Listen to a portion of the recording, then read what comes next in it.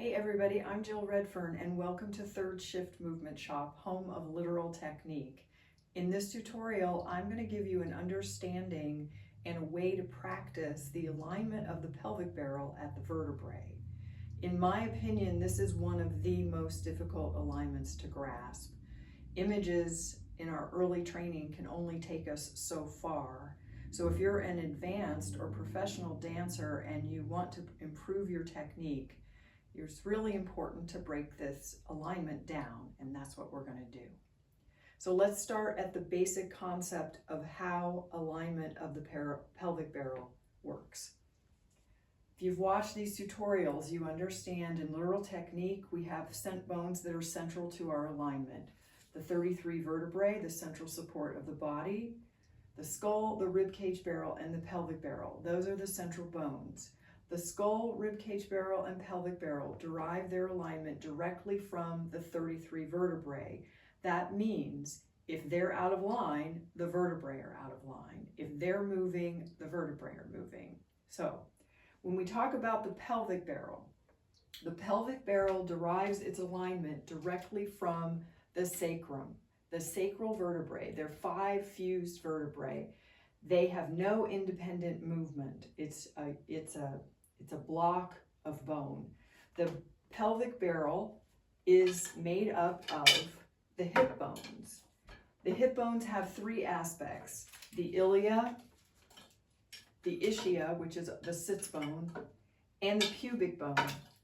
These 3 bones are fused. They have different names, but they're one bone that cannot move in parts. They're joined together at the pubic symphysis, which has some give, but it is not anything that allows individual movement of the hip bones.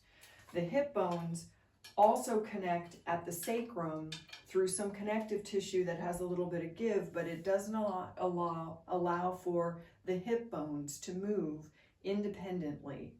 So if the pelvic barrel, if the hip bones are moving, it means the vertebrae are moving. That's our basic bottom line alignment of the pelvic barrel. Where it gets complicated is the lumbosacral joint. The lumbosacral joint is right where the lumbar vertebrae and the sacrum meet. It's a joint that allows the lumbar vertebrae to flex and extend. And sort of by design, when they do that, the sacrum moves. If the lumbar are flexing or extending, the sacrum moves because this joint is there and it kind of does that. In order to keep the pelvic barrel aligned, when we're moving the lumbar vertebrae, what we have to do is first distinguish between the 2 alignments, and second, distinguish between when the lumbar are moving and the sacrum is moving. Because once that sacrum moves, the pelvic barrel will move. So what we're going to do is I'm going to show you a really sort of simple way to practice figuring out whether you are moving the sacrum when you're moving the lumbar vertebrae. So remember, we can only flex and extend. What we want to do is avoid being flexed or extended in the lumbosacral joint while we're moving the lumbar vertebrae. So take your thumbs and put your thumbs back on your own lumbosacral joint. Find the lumbar vertebrae, find the sacrum, and find that lumbosacral joint.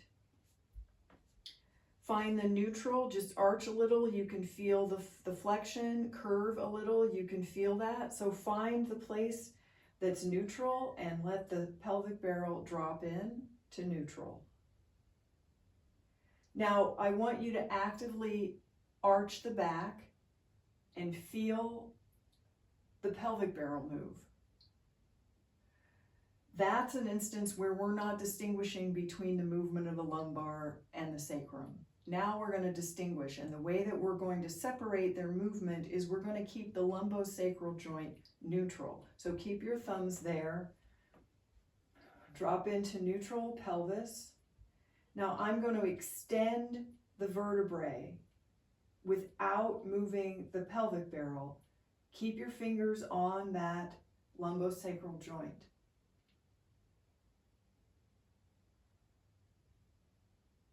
Bring it, extension back. So you want to feel back there. You can tell what's happening at that joint when you move the lumbar and it moves the sacrum, and when you move the lumbar and the pelvic barrel stays in place.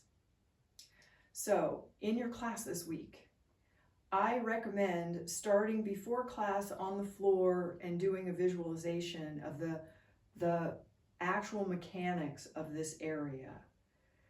Feel the lumbosacral joint. Feel when it's neutral. Feel when it's not neutral. Imagine movement in the joint in your mind, and imagine correcting the movement of the pelvic barrel.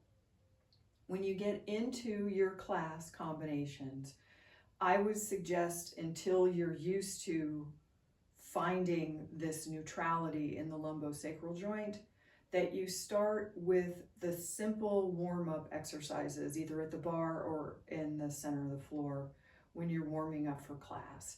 And as you get more and more used to it, you can start to think about it in the more complicated combinations.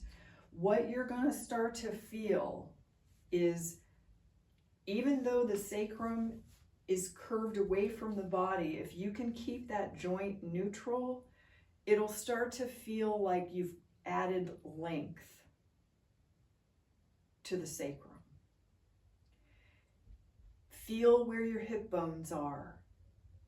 When you're neutral, your hip bones feel different than when you're arched or curved under.